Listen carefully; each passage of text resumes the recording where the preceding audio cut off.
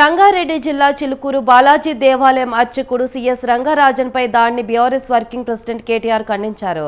ఇంట్లో ఉన్న సమయంలో రామరాజ్య స్థాపన పేరుతో వచ్చిన కొందరు రంగరాజన్పై దాడి చేశారు. ఈ ఘటనపై కేటీఆర్ మండిపడ్డారు. నిందితులను కఠినంగా శిక్షించాలని డిమాండ్ చేశారు. మాజీ మంత్రి సబితా ఇంద్రారెడ్డి, బీఆర్ఎస్ రాష్ట్ర నాయకులు, మండల నాయకులతో కలిసి వెళ్లిన కేటీఆర్ చిలుకూరు బాలాజీ ఆలయం ప్రధాన అర్చకుడు రంగరాజన్ను పరామర్శించారు. తెలంగాణలో శాంతి భద్రతలు అధోగతి పాలయ్యాయంటూ కాంగ్రెస్ ప్రభుత్వంపై కేటీఆర్ తీవ్ర స్థాయిలో విరుచుకుపడ్డారు. అర్చకుడు రంగరాజన్పై దాడి అత్యంత దుర్మార్గమైన, నీచమైన చర్య అని ఖండించారు.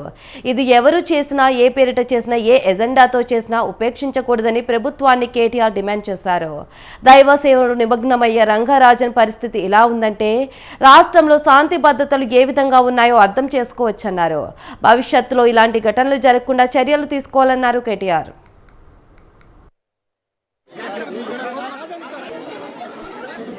ఎవరు చేసినా, ఏ పేరిట చేసినా, ఏ ఎజెండాతో చేసినా శాంతి భద్రతల విషయంలో మాత్రం ఉక్కుపాదంతో వ్యవహరించాల్సిన బాధ్యత రాష్ట్ర ప్రభుత్వం మీదనే ఉంటుంది.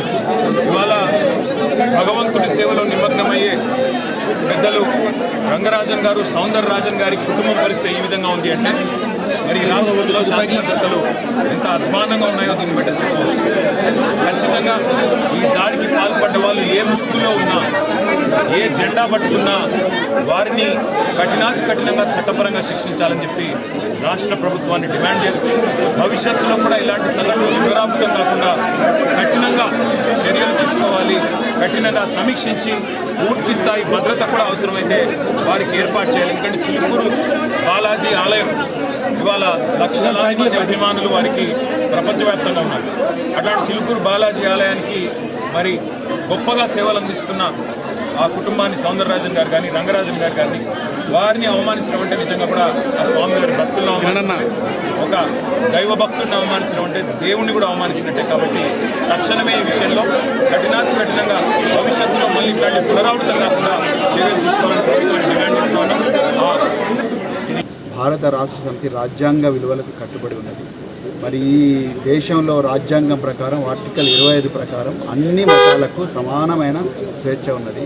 వారు పాపం మరి ఉద్యోగానికి రాజీనామా చేసి రిటైర్ అయిన తర్వాత ఇక్కడ మరి లక్షలాది మంది హిందువులకు, అన్ని వర్గాలకు, హిందువులే కదా అన్ని వర్గాలకు వారు రాజ్యాంగబద్ధంగా మరి ఇక్కడ ధర్మ ప్రచారం చేసుకుంటా ఉన్నారు. కానీ ఏవో లేనిపోని అవాకులు చవాకులు బట్టి మాదే నిజమైన రామరాజ్యం అని చెప్పి కొంతమంది అల్లరి ముక్కలు నిన్న దాడి చేసి మరి రేవంత్ రెడ్డి పూర్తి వైఫల్యం అని చెప్పేసి సందర్భంగా చెప్తున్నాం. ఒకవైపేమో రాహుల్ గాంధీ మరి రాజ్యాంగం పట్టుకొని తిరుగుతూ ఉన్నాడు.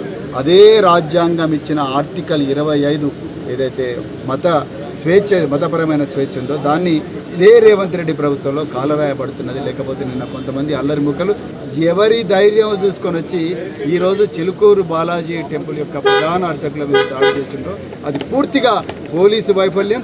ఆ హోంశాఖ మంత్రిగా